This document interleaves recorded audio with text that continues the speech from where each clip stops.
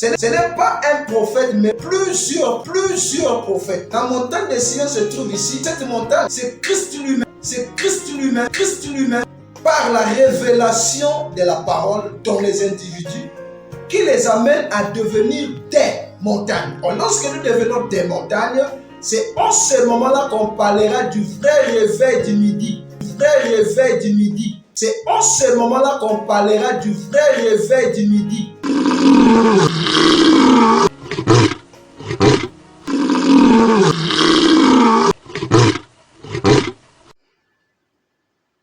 Que le Seigneur vous bénisse tous, mes frères et sœurs, de partout dans le monde. Ceux qui sont en Chine, ceux qui sont en France, ceux qui sont en Côte d'Ivoire, en Afrique du Sud, au Congo-Brazzaville, en Amérique. Je vous dis tous shalom. Et je salue aussi les grands serviteurs de Dieu de partout dans le monde, ceux qui manipulent le feu du vin et qui essaient d'édifier les fils et les filles de Dieu par le moyen des capacités que Dieu a placées en eux. Alors, je suis convié à répondre à une question au sujet de la tendance actuelle dont nous connaissons tous au sujet du réveil du midi, dont la science parle, ceux qui font des sciences occultes aussi en parlent, les magiciens en parlent, les frères du message en parlent, les églises dénominationnelles en parlent, le prophète que nous croyons, William Branham aussi en parlait. Nous voulons un peu apporter aussi notre part de connaissance selon le message du frère Branham, selon ce que nous on connaît de ça. Nous ne disons pas que nous parlions plus que les autres, non. Nous apportons simplement notre pierre à l'édifice. Si ça peut aider une personne, gloire à Dieu. Et nous ne dirigeons pas nos propos à l'endroit d'une personne, mais nous avons simplement un seul souci, c'est d'aider. Alors, je viens répondre à une question, comme je l'ai dit en amont. Une question m'a été posée par des frères à l'étranger au sujet du réveil du midi, dont on a tant parlé. Alors, moi, je vais parler du réveil du midi, ou du réveil de l'Afrique, ou du réveil de l'épouse, selon le message de frère Branham. Selon le message de frère Branham. Je ne parlerai pas de ça comme les Ngunza le pensent, comme les églises dénominationnelles le pensent, mais je parlerai de ça selon le message que William Branham nous a laissé. Parce que frère Branham dit que dans chaque âge, Dieu a utilisé un homme, c'est à cet homme qu'il a mis sa volonté parfaite pour le reste des jours sur la terre. Donc nous avons reçu un prophète, et un prophète est un homme constitué d'une façon différente que le reste du commun des mortels. Frère Branham dit qu'il est fait de façon qu'il ne peut pas parler ses propres pensées. Tout ce qui traverse sa tête, ce sont les pensées de Dieu. Et il est simplement la bouche qui exprime la pensée parfaite de Dieu. Alors, il est une personne qui voit des choses en avance et il le prophétise. Le temps dans lequel nous vivons, il avait prophétisé cela. Alors, nous allons associer à ça les événements modernes rendus clairs par la prophétie. Et tout ce que le Saint-Esprit peut nous inspirer, nous allons associer à cela pour consolider notre thème afin qu'il n'y ait point d'ombre. Pour commencer, le monde entier parle d'un grand réveil en Afrique. Le monde entier parle d'un grand réveil en Afrique. Et nous savons que un réveil produit toujours des jumeaux. Et on ne peut pas parler de réveil sans jumeaux. Parce que la pluie tombe sur la bonne sémence et sur la mauvaise sémence. Les deux crient de la même manière, les deux se réjouissent de la même manière. Mais Jésus a dit, c'est à leurs fruits que vous les reconnaîtrez. Parce que les fruits de la bonne sémence seront consommés et la mauvaise sémence produit toujours des fruits qui entraînent à la mort. Alors, quand Dieu a appelé Abraham, il a signé une alliance avec Abraham. Lorsqu'il signe alliance avec Abraham, il dit à Abraham, lorsqu'il visite Abraham dans la chair humaine, il dit à Abraham, l'an prochain, à la même date, Sarah, ta femme, aura un fils. Mais vous voyez que lorsque Sarah a essayé d'interpréter cette promesse, il a dit à Abraham, moi je ne peux pas concevoir, moi je ne peux plus avoir de désir, certainement que l'enfant que tu vas avoir, c'est avec Agar. Voilà comment Abraham va aller vers Agar et Abraham va avoir un fils avec Agar. Et c'est ce fils-là qu'on appelait Ismaël. Ismaël est une sémence d'Abraham, mais qui n'est pas venu selon la volonté parfaite de Dieu. Ismaël n'est pas un fils qui est né selon la volonté parfaite de Dieu. Donc vous allez voir que Abraham a eu 11 fils. Mais la Bible nous parle plus de 2 fils. Isaac, en qui la postérité devait continuer, et Ismaël. Donc un fils selon le dedans, qui est la volonté parfaite de Dieu, et un fils selon le dehors. Alors vous voyez que les 2 fils, ils n'ont pas la même vision de celui qui est leur père Abraham. Parce que l'un est venu selon la volonté permissible et l'autre est venu selon la volonté parfaite. Celui qui est venu selon la volonté parfaite, il connaît les promesses du dedans et du dehors. Mais celui qui est venu selon la volonté permissible, il connaît que les promesses du dehors. C'est pour cela que l'application de la parole pour lui est liée avec la chair. Mais l'application de la parole pour Isaac est liée avec le dedans et la chair. Donc, il a une connaissance supérieure que celui du dehors. Celui du dedans connaît que le réveil commence au dedans pour le dehors. Mais celui du dehors connaît que le réveil commence au dehors pour le dedans. C'est ça déjà la différence. Maintenant, pour qu'on parle du réveil du midi ou du réveil de l'Afrique, parce que l'Afrique c'est un continent, mais dans l'Afrique, il y a l'épouse.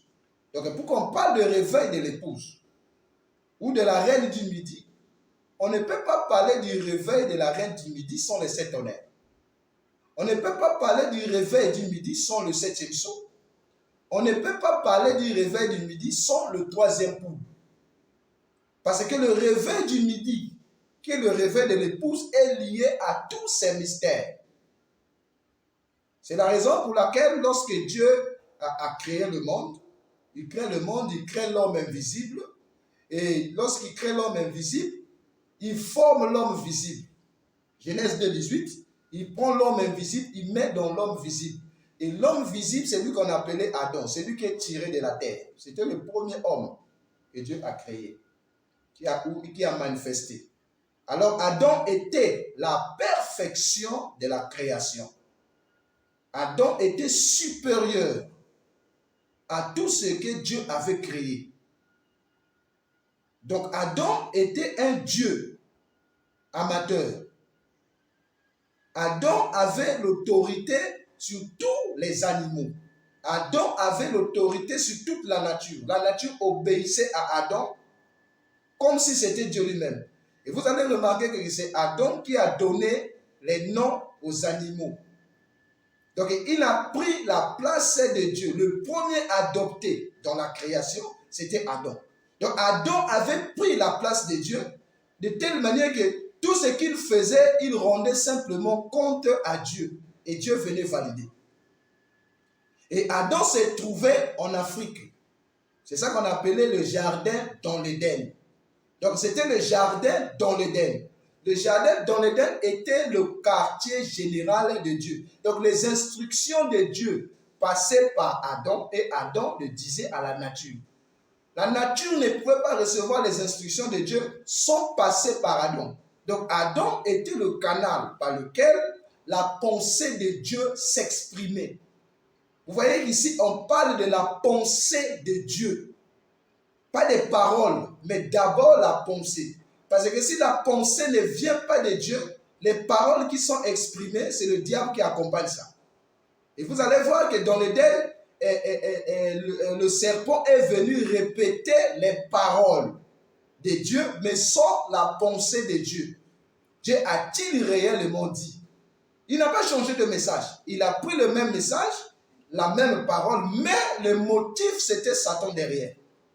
C'est pour ça que lorsque Adam chute a donné à Adam tout le pouvoir.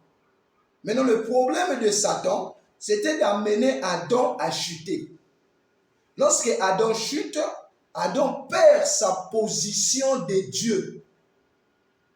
Et c'est ça qui a fait fâcher les animaux, parce que les animaux se sentaient maintenant exposés au danger. Pourquoi? Parce que leur maître avait perdu la position de Dieu. Remarquez que Adam n'avait pas un ange dans l'Éden. Adam causait directement avec Elohim. Adam n'avait pas un ange qui l'accompagnait. Donc, dans l'Éden, il n'y avait pas un ministère des anges. Adam causait directement avec Elohim. C'est ce qui fait que lorsque Adam tombe, ou la chute intervient, Adam se sépare de Dieu. Adam n'avait pas perdu la position du docteur. Adam n'avait pas perdu la position d'un prophète. Adam n'avait pas perdu la position d'un évangéliste. Adam n'avait pas perdu la position d'un pasteur. Mais Adam avait perdu la position d'un Dieu amateur. J'aimerais qu'on souligne cela bien, mes frères. Adam avait perdu la position d'un Dieu amateur. Donc vous voyez qu'il était là en Afrique. Un Dieu en Afrique. C'est ce qui a fait que lorsqu'il la chute intervient, Adam commence à vivre en dessous de ses privilèges. C'est la raison pour laquelle Elohim dit que tu mangeras désormais à la sueur de ton front. Et toi, la femme, tu enfanteras avec douleur. Vous voyez qu'Adam voulait maintenant aller manger l'arbre de vie. Or, l'arbre de vie dans les jardins d'Éden était simplement une prophétie. Il n'y avait pas un arbre dans les jardins d'Éden qui était l'arbre de vie ou l'arbre de la connaissance du bien et du mal. Ça n'existait pas. C'était une prophétie. C'est ce qui a fait que, prophétiquement parlant, lorsque Adam veut manger l'arbre de vie, Elohim a placé 2 chérubins pour empêcher Adam de manger l'arbre de vie. Lorsqu'il empêche Adam de manger l'arbre de vie, et vous voyez que cette fois-ci, l'arbre de vie se trouvait en Orient. L'arbre de vie ne se trouvait pas, ne se trouvait plus au sud ou en Afrique. Mais l'arbre de vie se trouvait ici en Orient. Alors maintenant, écoutez Frère Branham ce qu'il va dire dans Exposé des 7 âges de l'Église, chapitre 3, l'âge d'Éphèse.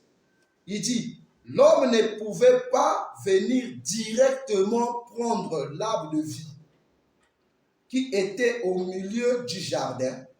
La vie éternelle de cet arbre devrait d'abord devenir chair.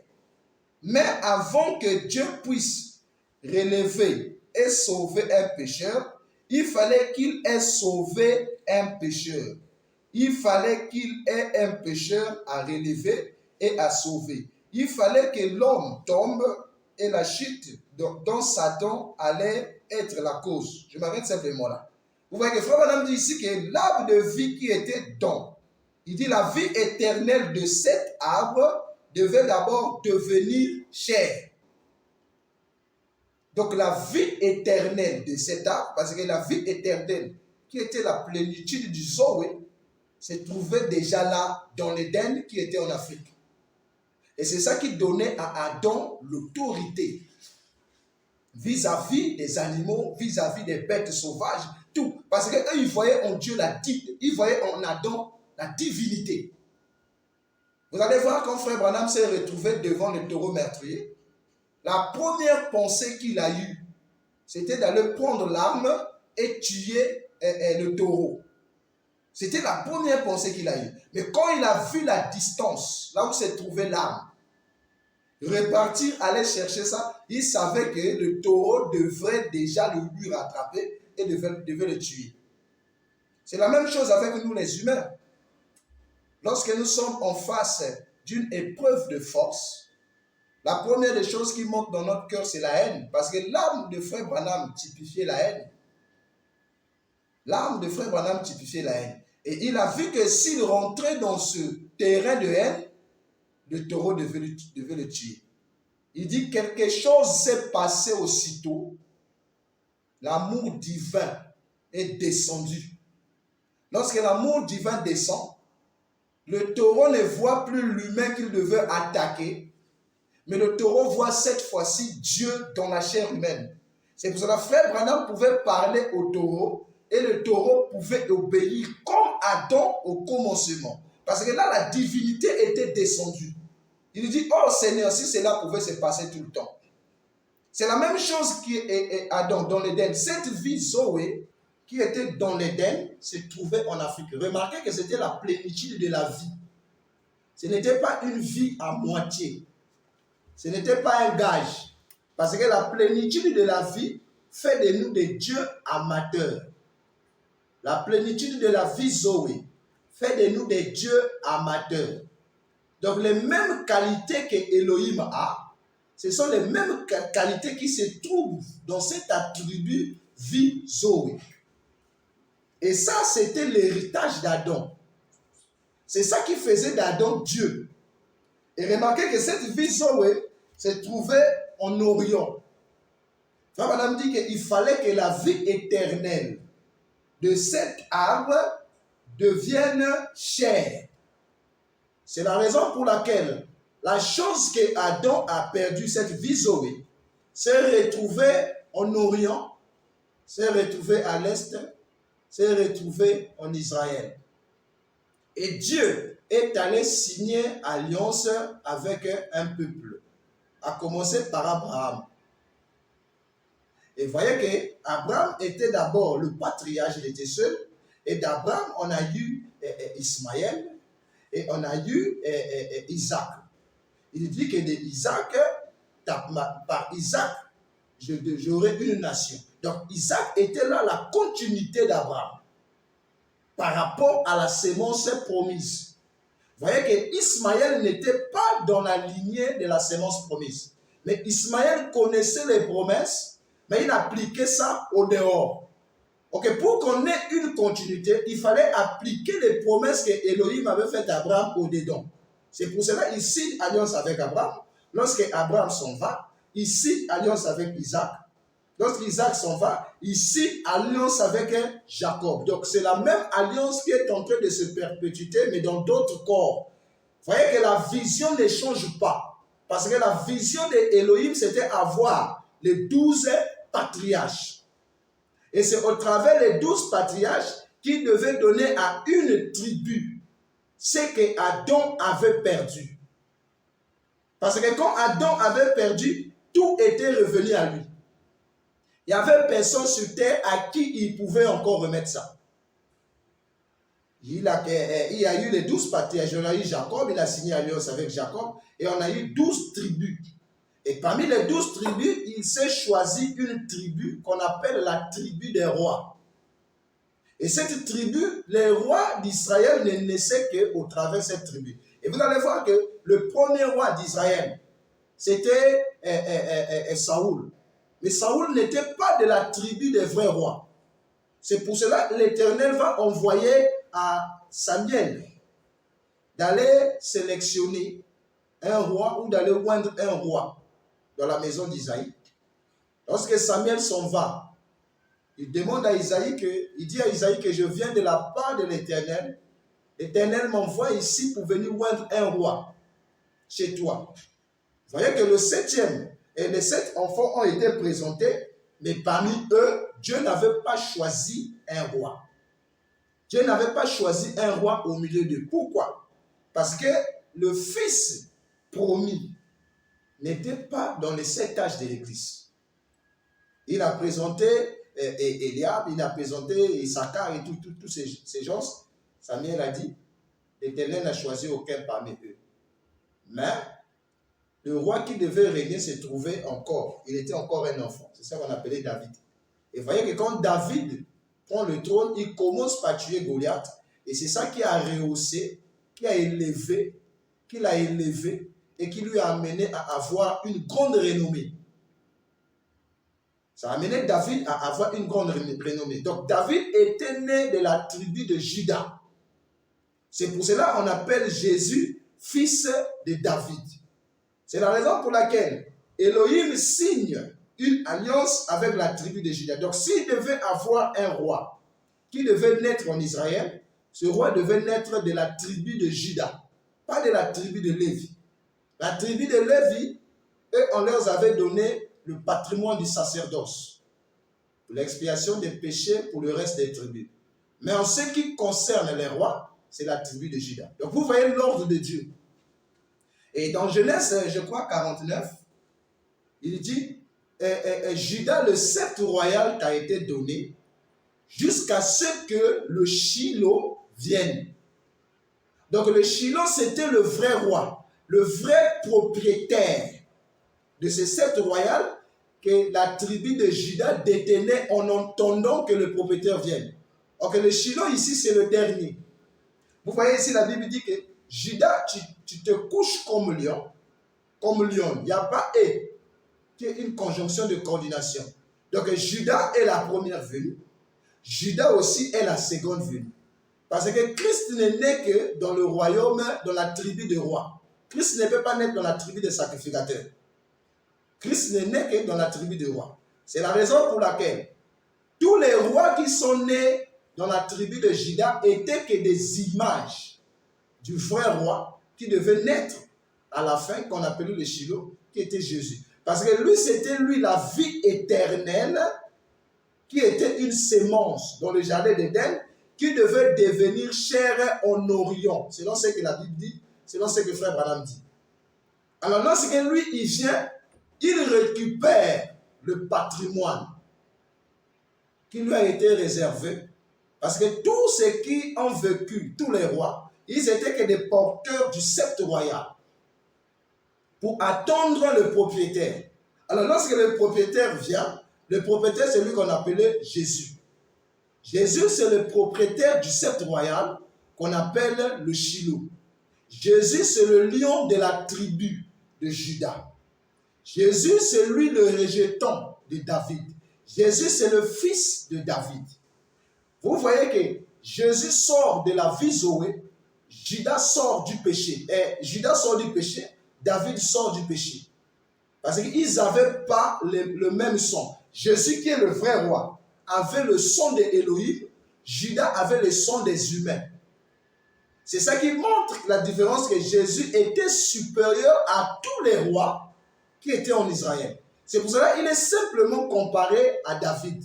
Jusqu'à aujourd'hui, Israël n'a jamais eu un roi plus que David. Parce qu'il était le type, l'image même de Jésus. Donc Jésus est l'accomplissement de tous les rois. La vie de tous les rois s'accomplit en Jésus. C'est la raison pour laquelle lorsque Hérode apprend qu'il y a un roi qui est né, Hérode a voulu le tuer parce qu'il connaissait que le Messie devait prendre sa place. Vous voyez que ça, c'était la pensée des humains.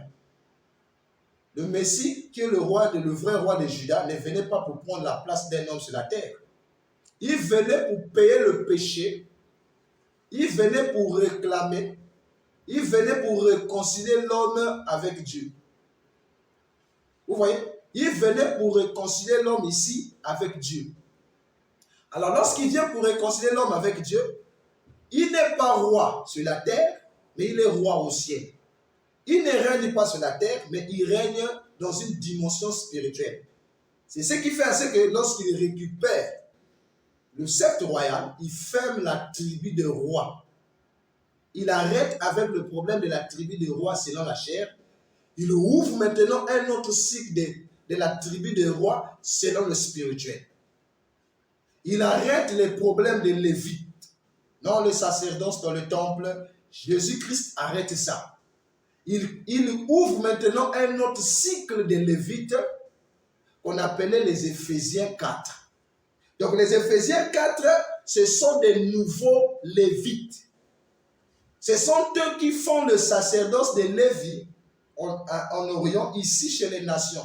Donc ce sont des canaux par lesquels Jésus-Christ agit ou transmet sa pensée dans l'Église.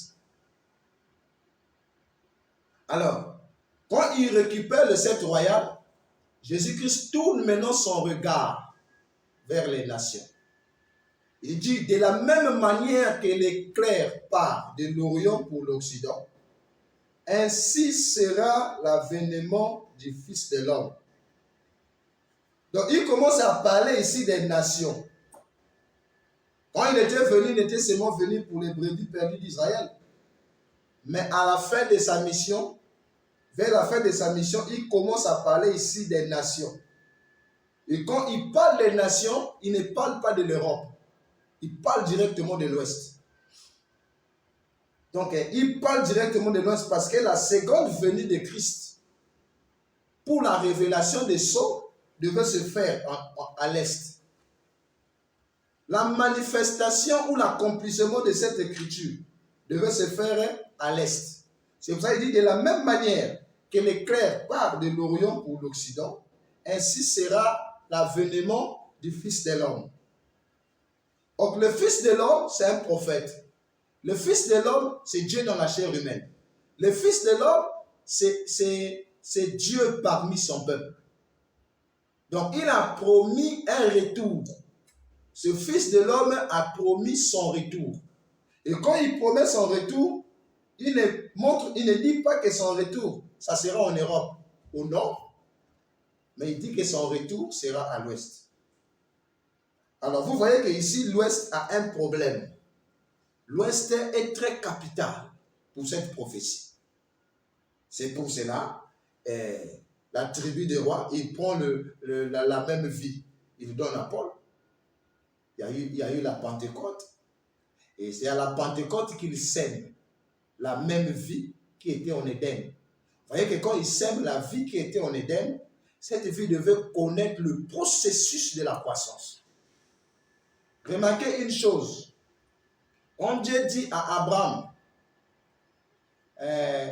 à la même époque, quand je viendrai, Sarah, ta femme, aura un fils. Quand il fait cette promesse à Sarah, Abraham s'est trouvé sur les chaînes de Mamré. Mais quand la promesse s'accomplit, Abraham s'est trouvé au midi. Ça, c'est déjà un point capital que nous allons souligner. Quand il fait la promesse à Abraham que Sarah, ta femme, aura un fils, Abraham s'est trouvé sur les chaînes de Mamré quand il a vu Elohim, Dieu dans la chair humaine. Mais quand la promesse s'accomplit, la Bible dit qu'Abraham s'est trouvé au midi. Donc Elohim devait revenir sous une forme secrète. Mais Abraham s'est trouvé là maintenant au midi. Nous allons revenir sur ça. Alors, c'est ce qui fait que Abraham et Jésus-Christ, après la mort et la résurrection, la Bible dit que le même qui est monté, c'est le même qui est descendu. Il a fait des autres des dons comme apôtre, comme évangéliste, comme pasteur, comme docteur, comme prophète. Ce sont les dons qui sont descendus avec lui du ciel. En réalité, il ne venait pas pour donner les dons à l'Église, mais il venait pour donner sa propre vie à l'Église. Il venait pour donner sa propre vie à l'Église. Alors, il s'avère que le corps de l'homme n'était pas encore compatible à recevoir la divinité sous une forme naturelle. Il fallait d'abord prendre cette même vie Zoé et s'aimer ça dans l'Église. Frère Madame dit, cette sémence a été sémée à la Pentecôte. Lorsque la sémence a été sémée à la Pentecôte, l'Église a reçu la vie. Mais l'Église ne pouvait pas encore vivre par cette vie. Parce que cette vie n'avait pas encore la capacité de vaincre le péché en eux. C'était encore un enfant qui venait d'être sémé, qui venait de naître. On voyait comment l'Église devait vivre. Parce que Jésus, de 0 à 30 ans, il n'a fait aucun miracle. C'était le processus de la maturité de la vie pour appeler Elohim à entrer dans son tabernacle. Mais ici, cette vie se retrouve dans la même condition qu'elle était dans l'Éden. Il fallait d'abord attendre que cette vie devienne chair pour qu'on puisse la consommer. Vous voyez? Maintenant, ici, il prend cette vie, il sème cette vie. Maintenant, qu'est-ce qu'il fait? Au lieu que l'Église vive par cette vie, au lieu que cette vie manifeste des miracles, au lieu que cette vie manifeste des prodiges, il vient accomplir Joël 2 dans la vie de l'Église qui vient de naître. Je répandrai mon esprit sur toute chair. Vos fils et vos filles auront des songes et des visions. Vous voyez que même Pierre dit que ces gens-là ne sont pas ivres. Ces gens ne sont pas ivres. Mais ici, c'est simplement l'accomplissement de Joël 2. Que dit Joël 2? Je répondrai mon esprit sur toute chair. C'est ce qui est fait que par Joël 2, ils ont manifesté Christ sous la forme de la puissance. Voilà comment on les a appelés des chrétiens. Pierre pouvait aller au temple. Lorsqu'il arrive au temple, il rencontre un paralytique qui lui demande de lui donner de l'argent. Mais voyez que la puissance du Saint-Esprit dans Paul et dans Pierre, il dit à ce paralytique, je n'ai ni or ni argent à te donner, mais ce que j'ai, je te le donne au nom de Jésus, lève-toi et marche. Tout ça, c'était pour montrer comment le Saint-Esprit a travaillé dans toute sa puissance dans l'Église. Le Saint-Esprit a travaillé dans toute sa puissance dans l'Église. Et cette vie a été sémée. Lorsque l'alliance avec Israël finit, voilà comment la vie se transporte au nord. Bon, avant que la vie ne se transporte au nord, qu'est-ce qui se passe? Dieu a appelé Paul. Paul est venu poser le fondement de l'Église. Je suis ici en train de montrer le parcours de la divinité. Comment cela va terminer jusqu'en Afrique, jusqu'au midi, jusqu'au réveil. On a tant parlé, on a tant entendu. Donc, vous voyez que Paul pose maintenant le fondement. Il le dit dans la prédication, dans 1 Corinthiens 3,10. Comme un sage architecte, j'ai posé le fondement. Que celui qui bâtira après moi, que celui qui va bâtir après moi prenne garde de la manière dont il bâtira. Car il n'y aura plus un autre fondement qui sera posé, à savoir Jésus-Christ. Donc, Paul pose le fondement qui est cette vie Zoé. Maintenant, cette vie ne veut connaître le processus de la croissance. C'est pour cela qu'on a posé à Jésus la question chez les Grecs. Messieurs, nous voulons voir Jésus. Jésus dit, si le grain de blé ne tombe en terre et ne meurt, vous ne pouvez me voir. Donc Jésus parlait déjà là du réveil du midi. Jésus parlait déjà là du réveil de l'Afrique. Jésus parlait déjà là du réveil des derniers jours. Parce que la manifestation de Jésus qui seront des Adams restaurés, qui sont des Adams restaurés, c'est à la fin. Lorsque la parole devait retrouver sa forme originale, mais avec le caractère du parcours, avec le caractère qu'elle a obtenu face aux épreuves du temps qui étaient liées avec l'expérience des âges. C'est pour ça que Frère Branham a prêché le Saint-Esprit éprouvé.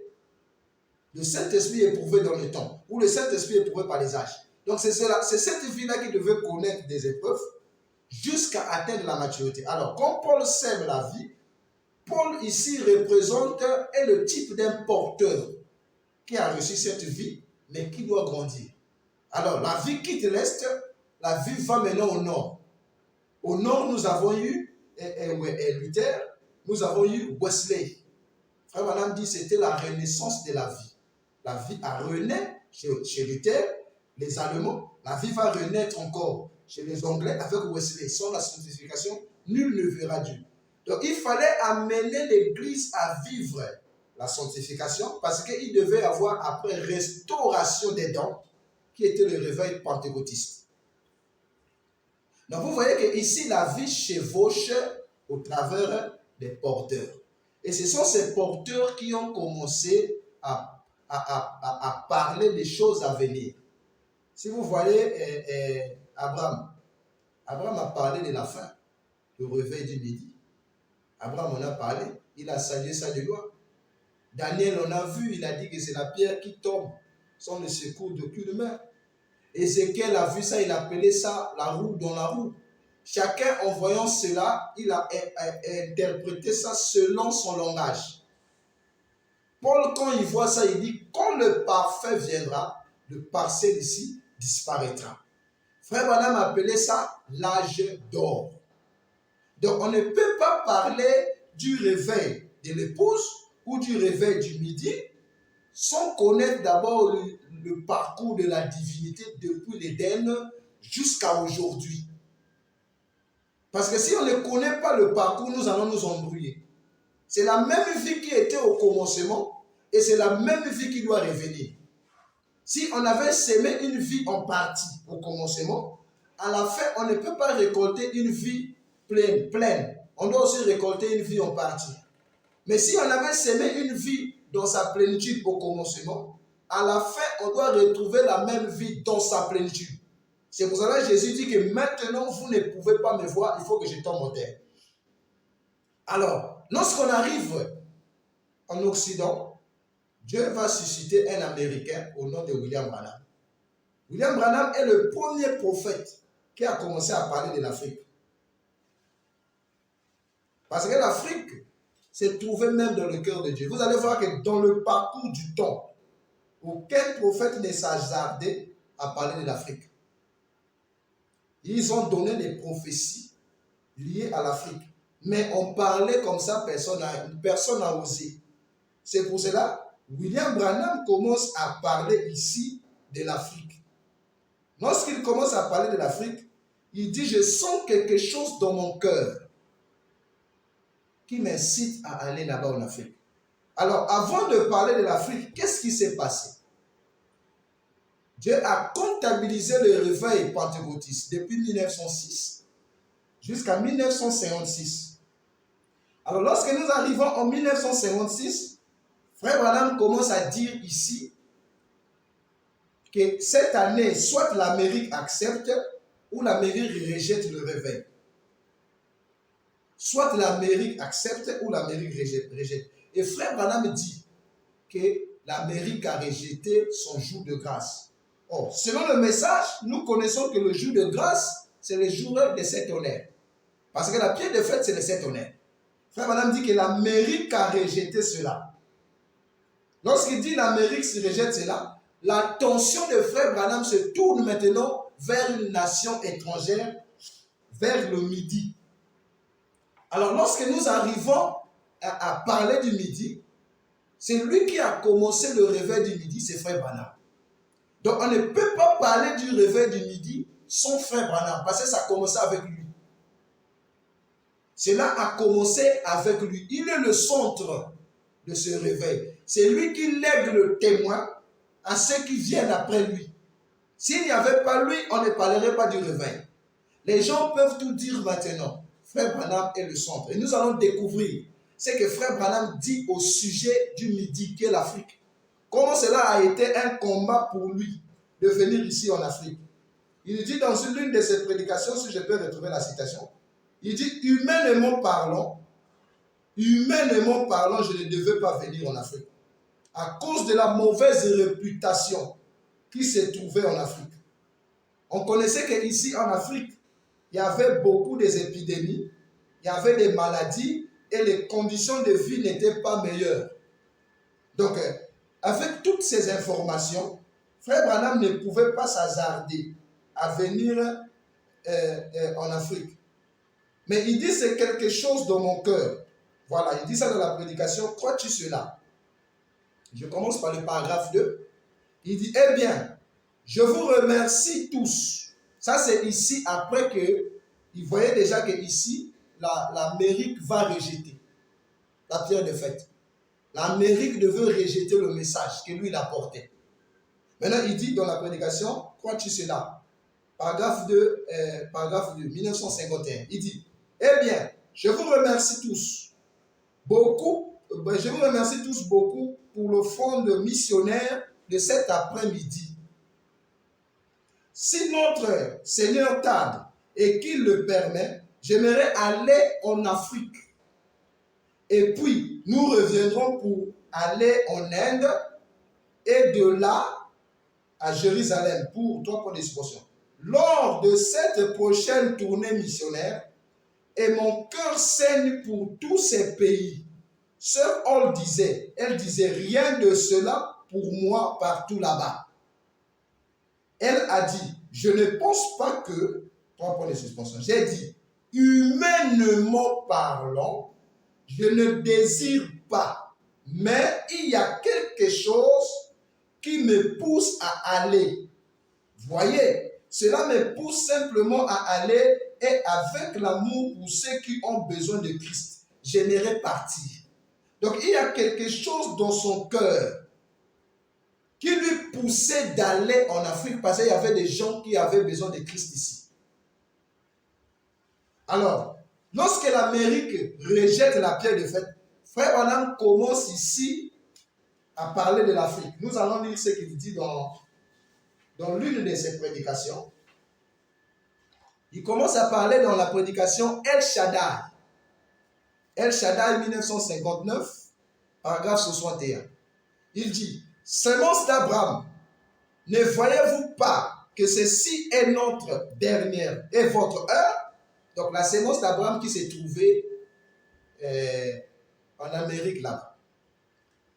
Ne savez-vous pas que ceci est le temps où Dieu est en train de vous appeler?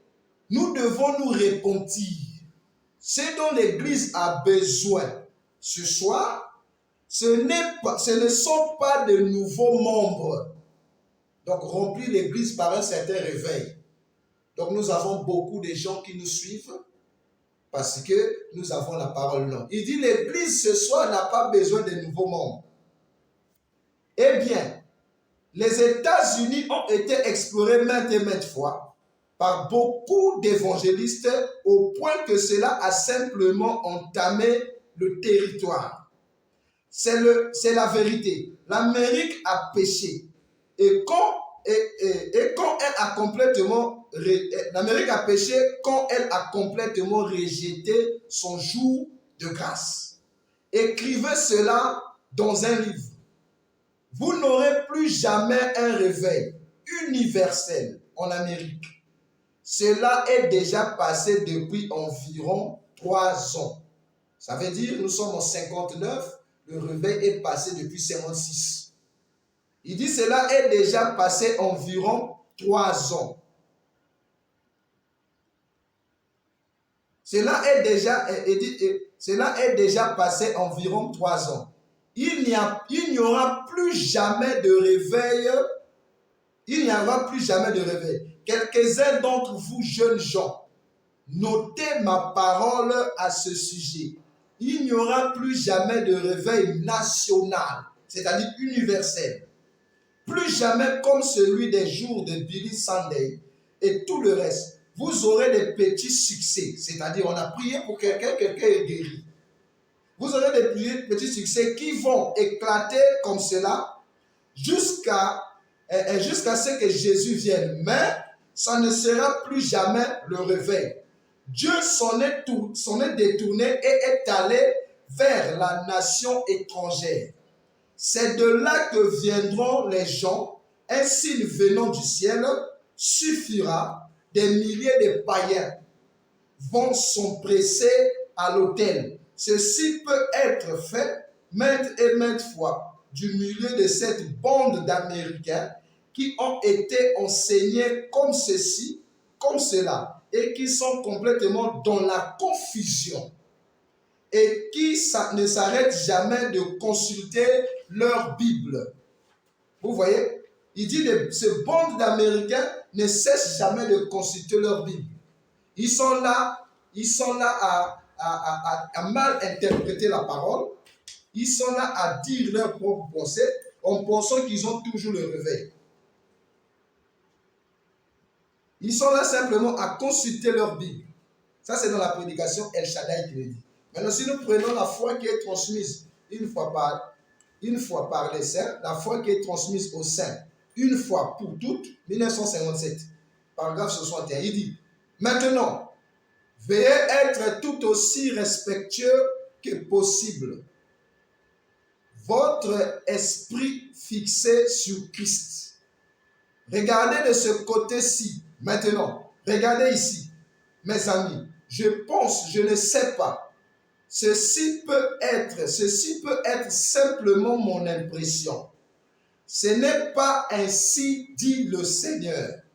Ceci est William Branham. Je pense que mon ministère touche à sa fin en Amérique. Voyez, il est pratiquement fini. J'aimerais que vous vous souvenez de ceci que Christ est ressuscité d'entre les morts, qu'il est le même hier, aujourd'hui et éternellement. C'est maintenant votre heure. Souvenez-vous-en.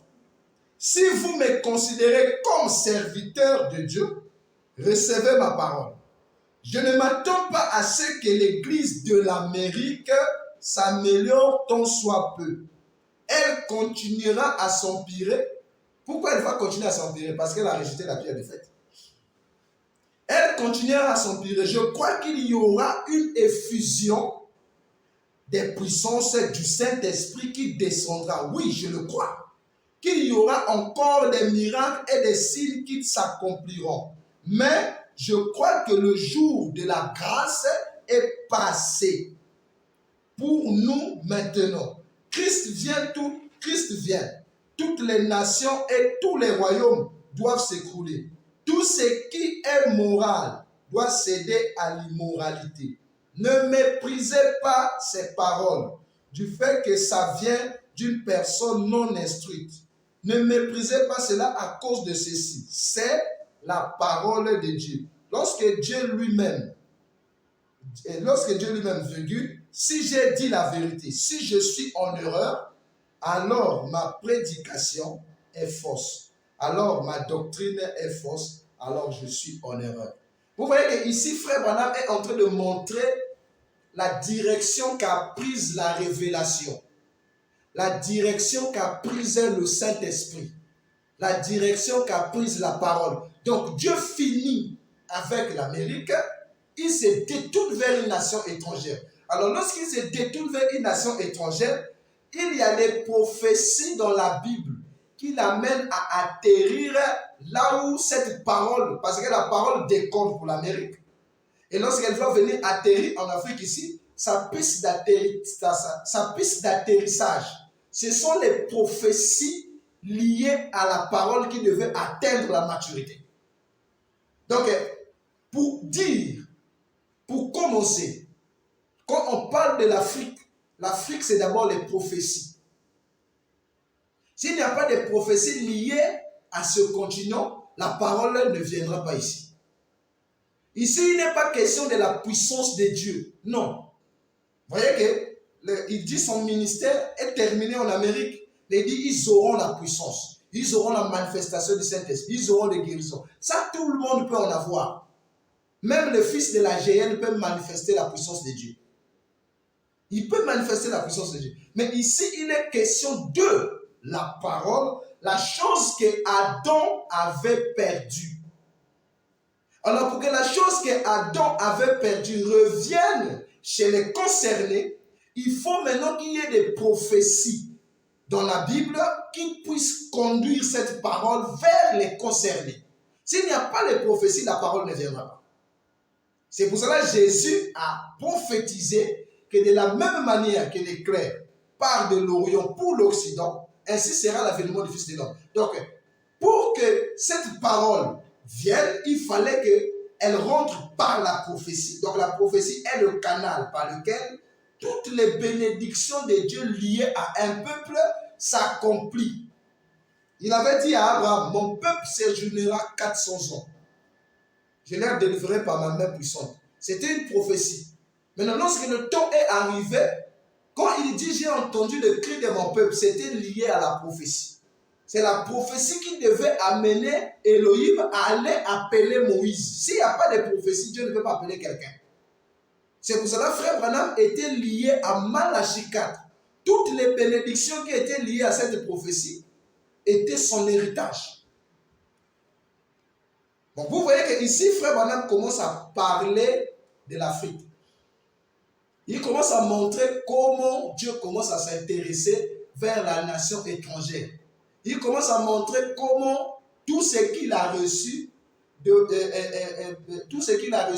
partir en Afrique. Or, on ne peut pas donner aux Africains leur héritage aussi longtemps qu'ils étaient encore sous l'esclavage, sous l'indépendance. C'est pour cela, avant que Frère Branham ne révèle les sons, Dieu a intrigué les dirigeants ou bien les colonisateurs a donné les indépendances aux pays africains, notamment l'Afrique centrale. Et à partir de 1960, il a prêché les 7 âges de l'Église. À partir de 1960, il a prêché les 7 âges de l'Église. C'est en ce moment-là que Dieu, par les dirigeants, a libéré l'Afrique. Lorsqu'il libère l'Afrique, Frère Branham devait recevoir le ministère qu'avait perdu Adam. Et il ne pouvait pas recevoir cela en tant qu'évangéliste. Parce que la chose qu'Adam avait perdue, c'était le paix du roi. Donc il devait recevoir le paix du roi en tant qu'un Dieu amateur. Un Dieu qu'on écoute. Donc Frère Branham ne devait pas arriver dans cette position. Il ne pouvait pas recevoir cette épée. C'est pour cela qu'il fallait d'abord que Dieu l'amène dans la même position qu'Adam. Et il lui a donné le sceptre royal. C'est ça que cette épée. Il a dit c'est l'épée du roi. Non, la voix lui a dit c'est l'épée d'un roi. C'est la chose qu'Adam avait perdue en Éden. Vous voyez maintenant ici, Frère Branham dit, Dieu lui dit que cette épée, c'est le 3e point. Vous voyez comment commence le réveil du midi? Le réveil du midi commence par le 3e point. L'ouverture de la parole. Donc il était dans la position d'un Dieu. Il fallait qu'on lui ouvre la parole qui est la révélation. Et en recevant cette parole, il savait par qui il fallait donner ça. Il connaissait à qui il devait remettre cette parole. C'est pour cela, depuis 55, 51, depuis 57 jusqu'à 59, Frère Branham commence à voir que le réveil en Amérique est fini. Tout ce qu'on disait en Amérique, là, c'est fini. Il faut maintenant aller dans une nation étrangère. C'est la raison pour laquelle Frère Branham ici commence maintenant à parler de l'homme noir. Il dit l'homme noir est spirituel plus que les blancs. Là aussi, nous avons un problème. Quand on dit l'homme noir est spirituel plus que les blancs, ce n'est pas qu'il avait un contact avec Dieu. C'est-à-dire qu'il avait la facilité d'être en contact avec le monde invisible. Un autre détail. L'homme blanc vit sur la base des innovations. Il est tellement intelligent. Avec tout ce qui se passe en Europe, c'est difficile à un blanc de croire. Mais vous voyez que l'homme noir, par rapport à sa position du milieu, il est lié au Dieu des ancêtres. Donc facilement, il peut entrer en contact avec un esprit. C'est ça cette spiritualité dont Frère Branham parle. Il dit que c'est un homme insouciant.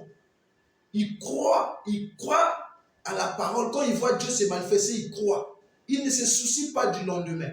Et souvenez-vous que c'est ce que Jésus a dit aux disciples. Ne vous souciez pas du lendemain. Donc Jésus commençait à enseigner aux disciples les caractéristiques d'un homme noir. Parce que l'homme noir, c'est un homme insouciant. Il ne se soucie pas du lendemain. Aujourd'hui, ça marche, c'est bon. Si ça ne marche pas, c'est bon. Donc il a une foi intellectuelle qui est devenue naturelle en lui. C'est cette spiritualité dont Frère Branham parle. Alors, Frère Branham commence à montrer ici que commence à parler des Noirs, il commence à parler de l'Afrique, il commence à parler. Vous voyez que toutes ces prédictions commençaient à l'inciter d'aller en Afrique. Alors maintenant, qu'est-ce qu'il a fait? Qu'est-ce qui s'est passé? Lorsqu'il reçoit l'épée du roi, qui est l'ouverture de la parole, d'ailleurs, même le premier pôle en Amérique était combattu.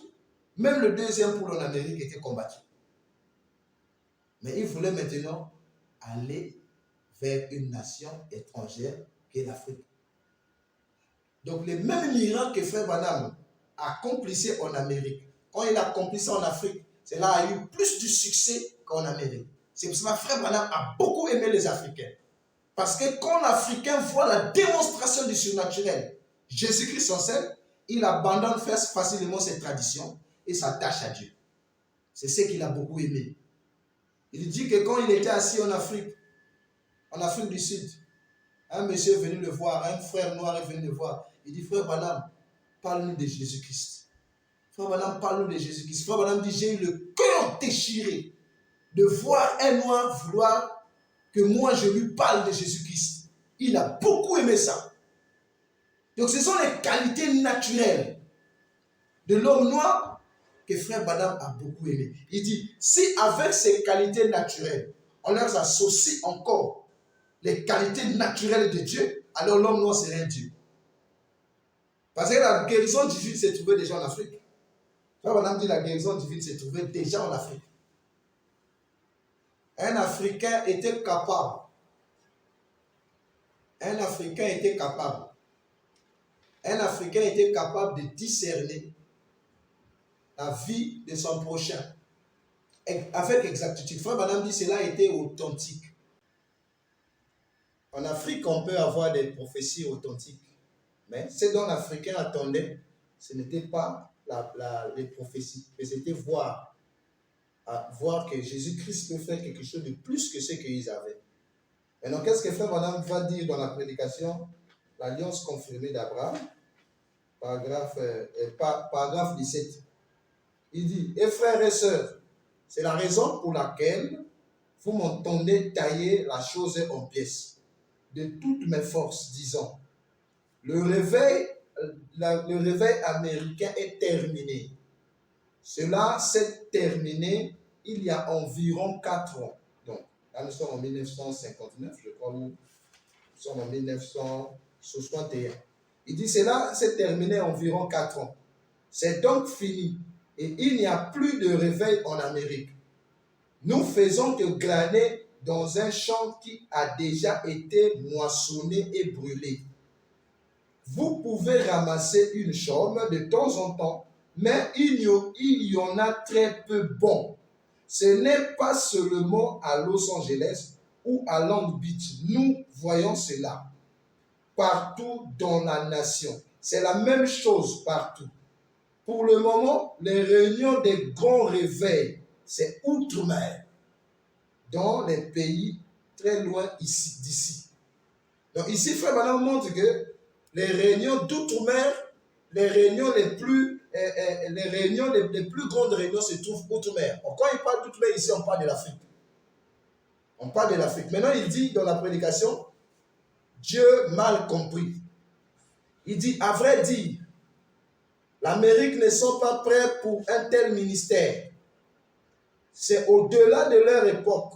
J'ai simplement promis au Seigneur de laisser cela de côté et d'attendre pour utiliser ce ministère en Afrique. Maintenant, quand il dit pour attendre pour utiliser ce ministère en Afrique, on vient maintenant dans la prédication honteux de lui. 1965, paragraphe 19. Il dit, cela fait des années que j'essaie de retourner en Afrique, car j'ai l'impression que mon ministère, vous voyez que ici il dit que j'ai promis au Seigneur d'utiliser ce ministère en Afrique. Il dit, cela fait des années que j'essaie de retourner en Afrique, car j'ai l'impression que mon ministère n'y est pas encore terminé.